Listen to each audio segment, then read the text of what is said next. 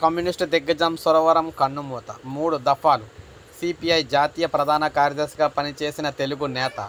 తెలంగాణ ఉద్యమంలో కీలక భూమిక.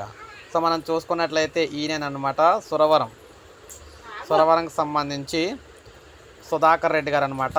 హైదరాబాద్ గచ్చిబౌలి కేర్ ఆసుపత్రిలో చికిత్స పొందుతూ ఈయనైతే చనిపోయారు.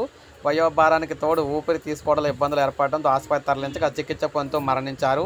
నగరంలోని మణికొండలో నివసిస్తున్న ఆయనకు భార్య డాక్టర్ బివి విజయలక్ష్మి, 2 కుమారులు నిఖిల్, కపిల్ ఉన్నారు. విద్యార్థి ఉద్యమాల నుంచి జాతీయ రాజకీయాల దాకా ఎదిగిన ఆయన 3 దఫాలు సిపిఐ జాతీయ ప్రధాన కార్యదర్శిగా పనిచేసిన తెలుగు నేత అన్నమాట. ఆయన కంటే ముందు చండ్ర రాజేశ్వరరావు సిపిఐ జాతీయ ప్రధాన కార్యదర్శిగా పనిచేశారు. సుధాకర్ రెడ్డి తండ్రి వెంకటరామిరెడ్డి స్వతంత్ర సమరయోధుడు కాగా సురవరం ప్రతాపరెడ్డి ఆయన పెదనాన్న అనమాట. విద్యార్థి దశ నుండే ఈయనైతే ఈ విధంగా పోరాటాలు అయితే చేశారు.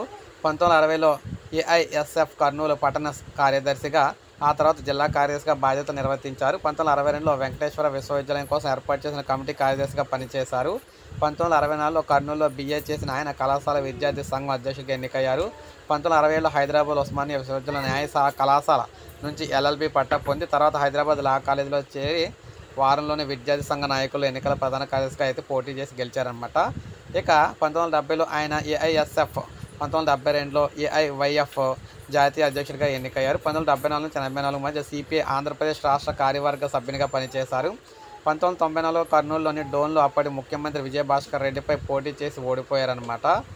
ఇక ముఖ్యంగా 1988లో నల్గొండ పార్లమెంట్ స్థానం నుంచి లోక్సభకు ఎన్నికయ్యారు. 2000లో ఏపీ సిపిఐ రాష్ట్ర కార్యదర్శిగా జాతీయ కార్యవర్గ సభ్యునిగా ఎన్నికయ్యారు. 2000 సంవత్సరంలో విద్యుత్ ఛార్జీల పెంపుదలకు వ్యతిరేకంగా వామపక్షాలు నిర్వహించిన పోరాటంలో కీలక పాత్ర పోషించారు.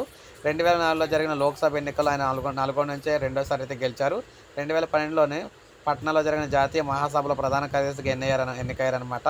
2015లో పుదుచ్చేరిలో, 2018లో కొల్లంలో జరిగిన మహాసభలో ప్రధాన కార్యదర్శిగా ఎన్నికయ్యారు. 2021 వరకు పదవి కాలం ఉన్నప్పటికీ అనారోగ్య కారణంతో 2019 జూలై 24 అయితే వైదొలిగారన్నమాట. సో ఏది ఏమైనా ఇటువంటి కీలక నేత అయితే చనిపోవడం చాలా తీవ్ర దిగ్భ్రాంతిని అయితే కలిగించిందని చెప్పేసి తెలుగు రాష్ట్ర సీఎంలు అయితే అన్నారు. తెలుగులో ఒక గొప్ప వ్యక్తిని అయితే, తెలుగు ప్రాంతం ఒక గొప్ప వ్యక్తిని కోల్పోయిందని చెప్పేసి అన్నారన్నమాట. సో ఇది మనకు అప్డేట్. ఒక లైక్ చేయండి, సబ్స్క్రైబ్ చేసుకోవాలి, మన ఛానల్ సబ్స్క్రైబ్ చేసుకోండి.